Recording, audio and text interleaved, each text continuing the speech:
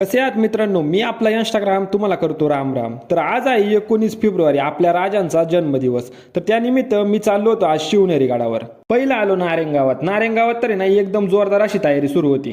मग येऊन पोचलो जुन्नरच्या वेशीजवळ आणि ही आहे आपल्या जुन्नरची आन मान शान किल्ले शिवनेरी. आणि जुन्नरच्या गावात आहे ना फुला रांगोळींची व भगव्या पताक्यांची भव्य दिव्य अशी आरास केल्यामुळे ना संपूर्ण जुन्नर आहे ना भगवमय झालं होतं. मग आम्ही आलो छत्रपतींच्या स्मारकाजवळ. हे आहे जुन्नर मधील चौकात असणार आपल्या छत्रपतींचं अश्वरूढ असलेलं स्मारक. आणि आपल्या राजांची ही शिवजन्मभूमी आहे ना हीच खरी जुन्नरची ओळख आहे हो. मग इकडे पार्किंग मध्ये गाडी वगैरे लावली आणि निघालो शिवनेरीवरती प्रस्थान करण्याच्या मार्गाने. गडाच्या पायथ्याशी ना शिवभक्तांची खूप सारी गर्दी पाहायला मिळाली आणि एवढी सारी गर्दी बघून ना आपल्या महाराजांबद्दल असलेलं शिवभक्तांचं प्रेम व आस्था दिसून येते. आणि गडावरती एवढ्या मोठ्या प्रमाणात गर्दी असल्यामुळे ना पोलीस बंदोबस्त देखील तेवढ्याच मोठ्या प्रमाणात होता. गडाला आत येण्यासाठी अखंड असे 7 दरवाजे आहेत आणि काही तटबंदींच्या भिंती वगैरे आहेत ना या काळाच्या ओघात पूर्ण जीर्ण झालेल्या आहेत, परंतु त्यावर केलेली शिल्पकला आहे ना ही अजूनही जशीच्या तशी पाहायला मिळते. दरवाजांची भव्य दिव्यता, दाराच्या चौकटी, कड्या, जुने कोनारे हे आपल्याला आजही आपल्या राजांच्या इतिहासाची साक्ष देतात. इकडे शिवाई देवीच्या मंदिरात येऊन देवीचं दर्शन वगैरे घेतलं आणि आपला इतिहास सांगतो की ह्या देवीच्या नावावरूनच गडाचं नाव शिवनेरी ठेवलं गेलं होतं. आणि शिवजयंती निमित्त एवढ्या मोठ्या गर्दीत सभागती कुणाला दुखापत झालीच तर गडावरती आरोग्य पथक देखील दाखल करण्यात आलं होतं. आणि हीच ती पावनभूमी ज्यात आपल्या छत्रपतींचा 19 फेब्रुवारी 1630 रोजी जन्म झाला